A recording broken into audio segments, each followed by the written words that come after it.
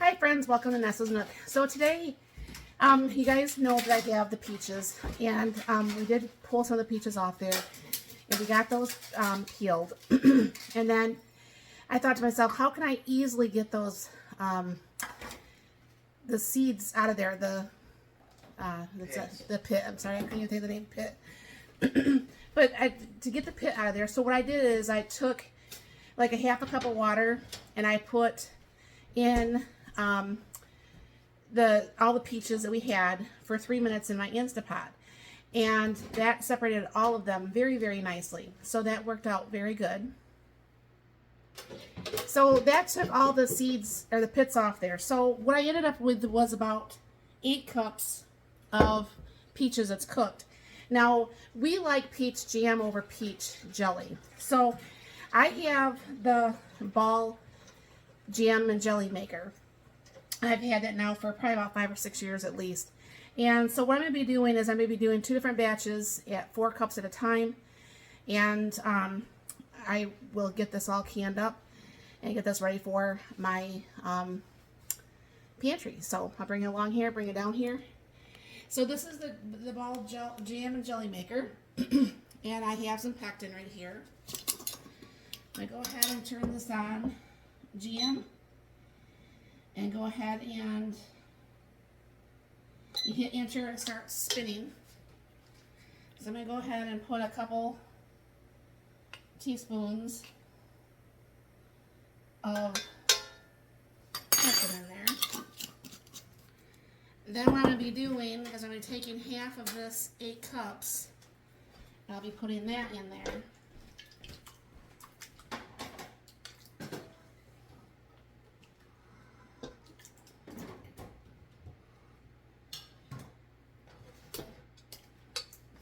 Now what happens is it does take a minute for this to go ahead and just spins for a minute. It gets that pectin working with the fruit. And then you pour in your sugar, which is going to be equal amounts of sugar and fruit. So it'll be 4 cups of fruit, 4 cups of sugar. And then pretty much all you're going to do is add the sugar when it beeps. And then I will be going ahead and just let this do its thing, and it stops, and then we'll have jam here. So this will be going for a few minutes here, and I'll let this show you how this goes so it doesn't take very long at all. And Mark's trying to be in the kitchen with me too. You can do what you need to do, honey. That's going to be a couple seconds. But anyways, this giant jam and jelly maker, I believe it still probably runs about $100. It's not a big expense, but it is a big expense. I don't use it all the time.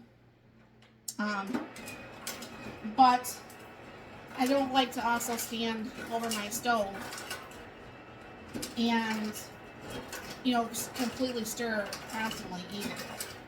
So this has already been going for a good minute now. If you're wondering what that noise is, it's Mark getting ice for his lunch for tomorrow. He's making some of my homemade, or he's going to take some of my homemade sweet tea. Good stuff right there. For lunch tomorrow. Does that need to be shook at all first? Yeah. It's got sugar and all that jazz. He likes the sweet tea. I don't like sweet tea, but he likes it, and that's all that matters. Hers is better than McDonald's. I'll take his word on that. I don't drink McDonald's either, so. But I've been told that by a couple people that mine tastes better than McDonald's, so I guess that's a nice thing. But I have made strawberry, raspberry, grape, blackberry, blueberry. Now I'll be making some peach, and seems like I've made some plum jam, and seems like there was another one I made. But I have made some jellies too, but I'm not the biggest fan of jelly. This should be beeping almost any minute now. I think at 17 minutes it beeps. But like I said, I really like this because what's going to happen is as soon as I add the sugar and I help kind of like mix the sugar in with the peaches, Then this is getting something that is just going to do its thing, and then all I got to do is jar it up and let this cool off, and I can start the second batch. So that makes it super, super nice. Because like I said, I'm not a big fan of my stove always cooking or doing anything. That's why you see me have the amount of gadgets that I actually have. I'm lazy. So it just makes it easy for me. And it seems like, when you're waiting on the clock, that clock takes forever. Okay, now that beep that you hear right there, that means to go ahead and add the sugar. And that's what I'm going to be doing. And that's one thing about jams and jellies. Unless you do the sugar free, this is just absolutely so much sugar. So even in your toast in the morning, I mean, you could get quite the sugar buzz going on. So what's going to happen is I'm going to go ahead and let this go here. I'm going to go ahead and put it on the top. It'll beep when it's done, and I'll come back and get this jarred up. Alright, both batches are done, so I'm going to go ahead and get these filled up. And I'm just using the 8-ounce jelly jar, and you're going to want to do it within an inch headspace, like so. Alright, I'm going to go ahead and I'm going to finish filling all these up here. And then what I'm going to be doing is I will be debubbling this. And then we'll get the lids. I guess I could put a little more in that one. Put the lids on and put the bands on and go ahead and get this in the canner. And we will show you what this looks like when it's all done. Alright, so what I'm just going to do is debubble each container now. And I did end up with 4 of the short squatty ones and 2, 4, 6, 8, 10. 10 of the taller jelly jars. So, I mean, I think we still might get some peaches off the second tree. The second tree is still a little bit behind always the first tree, and I don't know why. Maybe because it's a different type. I don't even know what type this is. Last year we got a lot of really super small peaches. This year we got quite a bit of them, but we ate actually probably more than I've canned. So I think this is a pretty good thing. I mean, last year I made up a lot of peach pie filling, and I think what I'm going to be doing with some of that is because I'm still not comfortable really making peaches, but you can make that like dump cake or like a peach cobbler or something to that effect. So that's what I'm probably going to end up using a lot of those other ones for, and use this for actually toast and stuff. So then from what's going to happen from here, I'm going to get a clean rag and then go ahead and clean each rim. Let me get that rag out real quick. Always try to stay as clean as you can.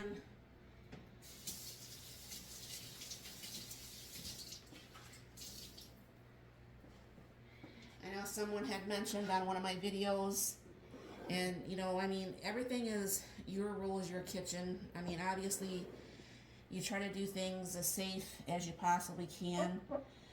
When I am cooking or canning, I probably wash my hands at least a good dozen times because things get all over my hands, and I don't like that feeling of stuff being all over my hands. And the person said, well, you touch the inside of your sterilized jar, which I probably did. I didn't rewatch the video. But the thing is, I may have touched the inside of my jar, but at the same time, my hands are always really clean. My counters are clean.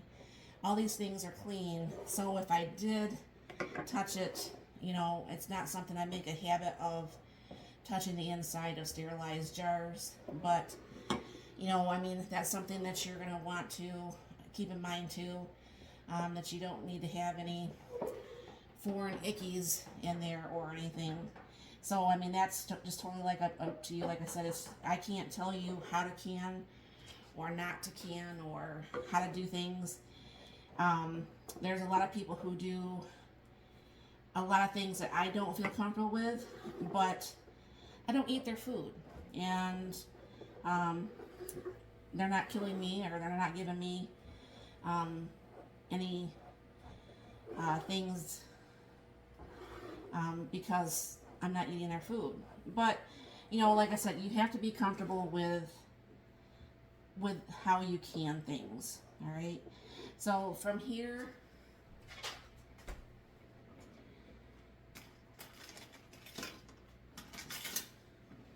what I'll be doing is I have my 4-jar regular lids, and there is actually a 10% code down below in my comments, and I have had 100% seal rate with these 4-jar lids. On these wide mouth ones, I still have some of my wide mouth ones that I had gotten years ago from the Amish store. So until those are gone, I'm going to go ahead and continue using those. And then what's going to happen is, I'm going to pull out a couple things here. What you're going to do is just put your bands on, just like fingertip tight, not just like wrench them down, because that's how you're going to bend your band. And then just go ahead and get these put on here, and then I'll get these in the canner, and I'll show you what that looks like when I'm done. Alright friends, here are 14 half pints of peach jam. So this should set us up pretty good for a little bit, and hopefully this will be really good on some toast and or peanut butter and jelly sandwiches or something like that. So thank you very much for stopping along, and let me know if you've ever made peach jam before, and if you have, did you do anything differently? Let me know in the comments down below. Thank you for stopping by. You have a very blessed and wonderful day.